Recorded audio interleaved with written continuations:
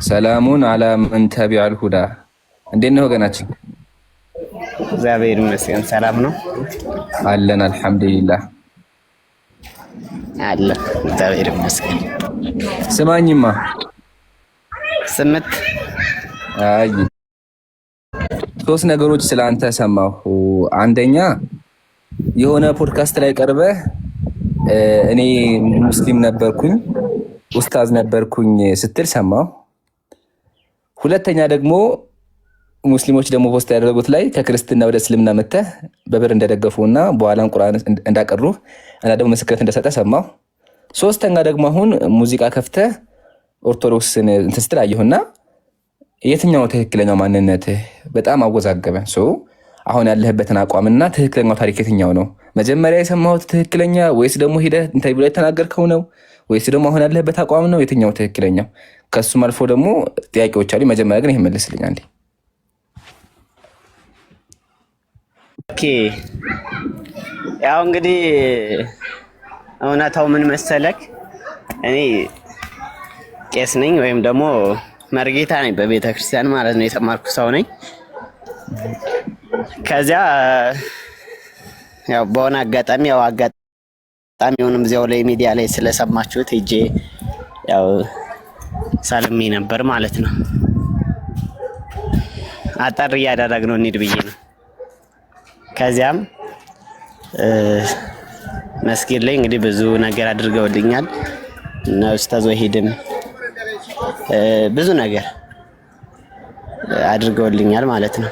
ስራም ጀምረውልኝ ያው ቁርአን ጀምሬ ነበር። ከዛ ደግሞ በሆነ አጋጣሚ ደግሞ አሁንም ተመለስኩ። የገባህ ነው ወይስ? አይዋ። ስለዚህ መጀመሪያ አንተ መሪጌታ ነበርክ፣ ኦርቶዶክስ ላይ ነበር የነበርከው? ኦኬ። ከዛ በኋላ ወደ እስልምና መጣ?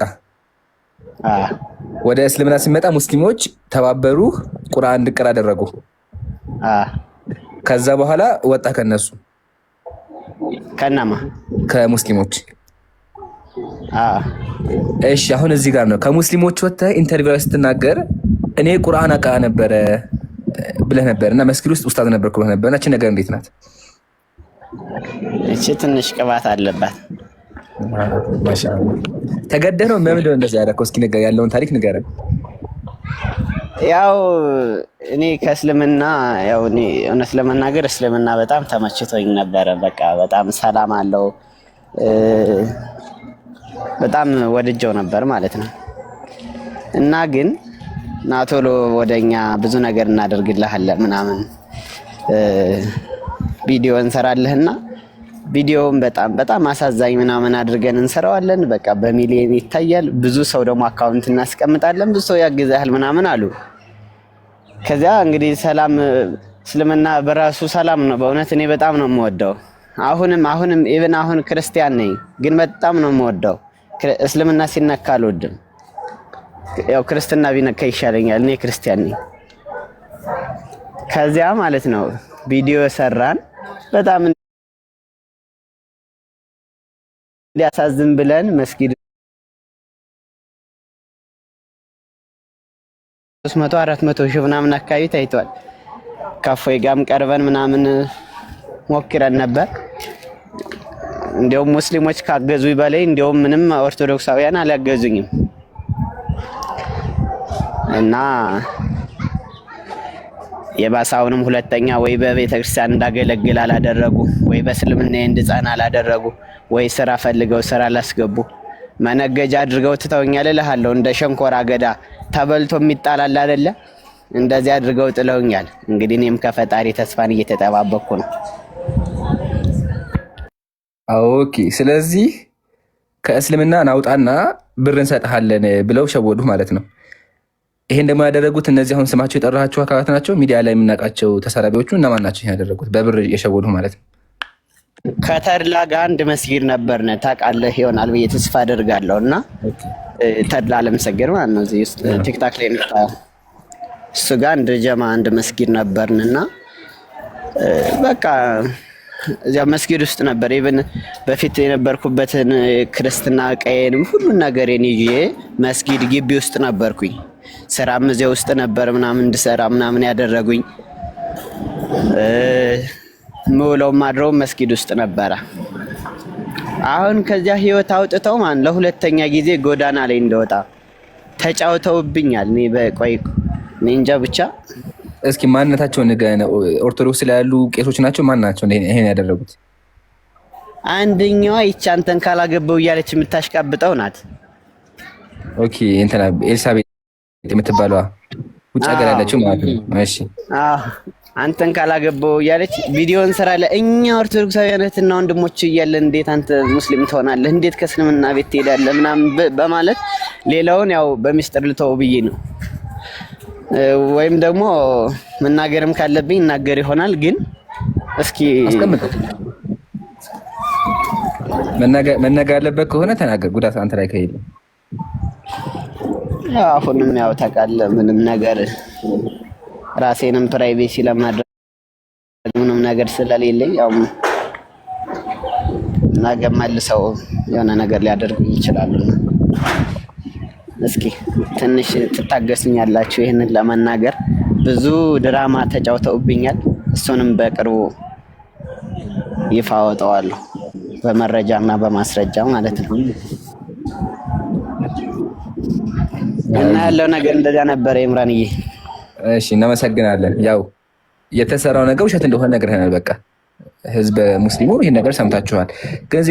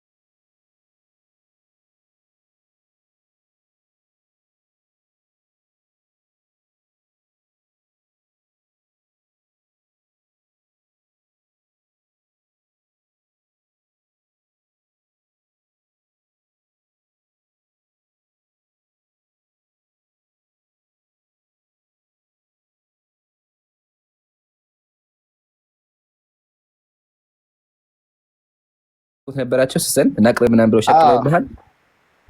ሚዲያ ላይ እንትና የኔ መንገድ ላይ ልቀርብ ነበር። ያው ቄስ ነበርኩ ምናምን አይደለ? ያንን ሳልሜ ደግሞ አሁን እስልምና ላይ ሰላም አግኝቼ እየኖርኩ እንደሆነ ምናምን በቃ ለውጡን ራሳቸውን ሳይሆን ራሳቸው ያውቁታልና ድሮ የነበረኝን አሁን የነበርኩበትን ስለሚያውቁት ከዚያ የኔ መንገድ ላይ ምናምን ትቀርባለህ ምናምን ብለው ነበረ።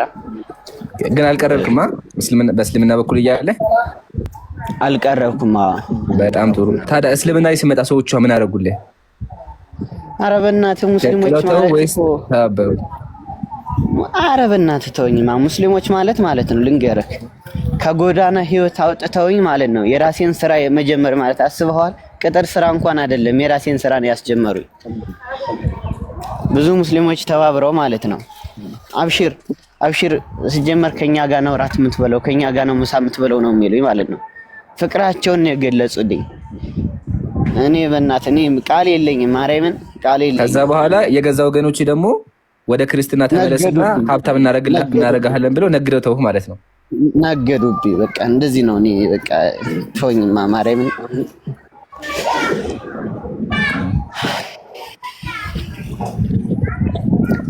እና እንግዲህ እንደዚህ ሆነን አለን እልሃለሁ። ኢምራንዬ ከባድ ላይ ነኝ አሁንም ያለሁት። አንድ ይሄ ላጠቃለውና አይ ቲንክ አብዱል ፈታህም ጥያቄዎች አሉት። እሺ ያው መኑ ከማምለክ የሚለው አካውንት አሁን የተናገርከው ንግግር በደንብ አድርጎ ለሰማ ሰው በጣም ብዙ ነገር ነው የሚወስደው። በጣም ብዙ ነገር ስታወራም ብዙ ዝም ብዬ ያዳመኩትም ሰው በደንብ አድርጎ የተፈጠረውን ነገር እንዲረዳ ነው። አያችሁ አይደለ? አንድ ሰው ወደ እስልምና ሲመጣ እኛ ዓላማችን ሰውየው ዲኑ ላይ እንዲጸና፣ ብርሃኑን እንዲያገኝ፣ ህይወቱ እንዲቀይር ነው። ወገኖቻችን ሰማ ያደረጉ መሪጌታ ስለነበር ድሮ ክርስትና ላይ ቦታ ስልጣን ስለነበረው መሪጌታ ስለነበር ብር እንሰጥሃለን ብለው በብር ነው የወሰዱት በኋላ ማለት ነው። እስልምና ፖለቲካ ለመስራት አያችሁ አይደለ? ቪዲዮ ሰራ ለቀቀ። አይ ቲንክ ቲክቶክ ላይም ታታኝ እንደው ቪዲዮ ልሰራበት ነበር። ልጁ ሙስሊም ነኝ ብሎ ቁርአን እቀራለሁ አለ። መኑ ከአምላክ በል ተብሎ ማለት ነው። ግን የሚገርመው ነገር የአላሁ ስብሐነሁ ወተዓላ ኃይል ካፊሮች እስልምና ላይ ፖለቲካ ለመስራት ሲመክሩ ዝሮ ይጠመጠምባቸዋል። አሁን ይሄ ልጅ ያው ተናገረ፣ ሰምታችሁታል። መጀመሪያ ሙስሊሙኛ አለ መዝሙር ስሰማ ልቤ ይነካኝ ነበር፣ መስጊድ ውስጥ ቁርአን አቀራ ነበር አለ።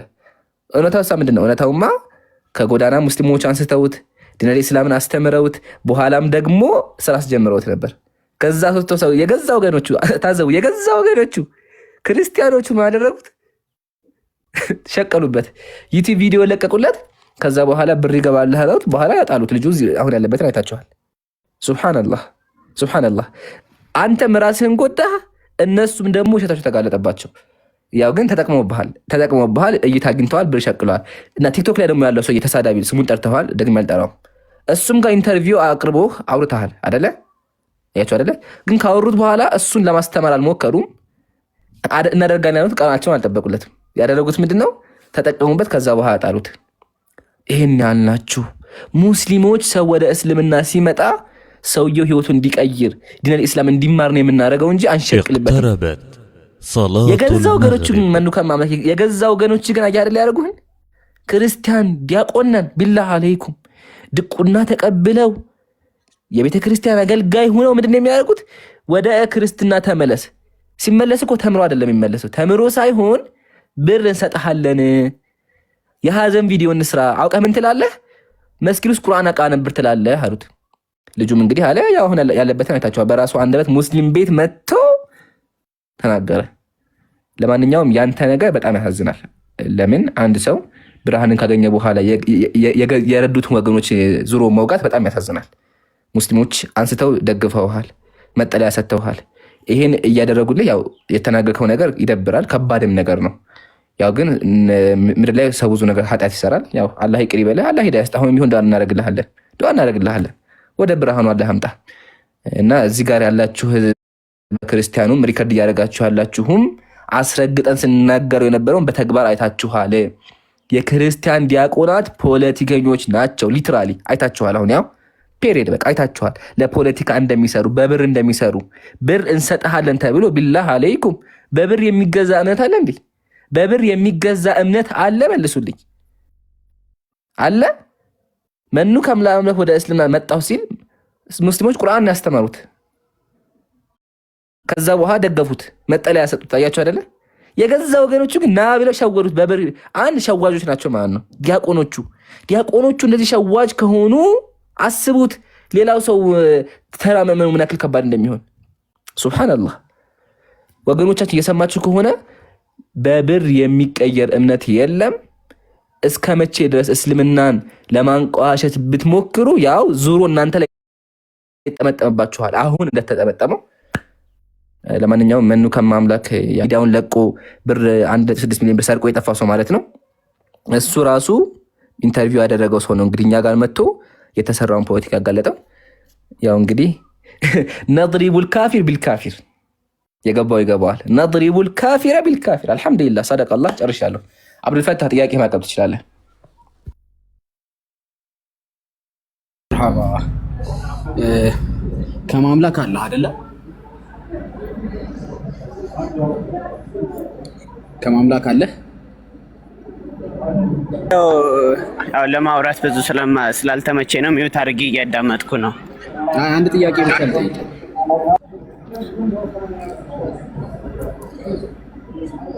እየሰማኝ ነው? አይ ቲንክ ማውራት አይመቸውም መሰለኝ።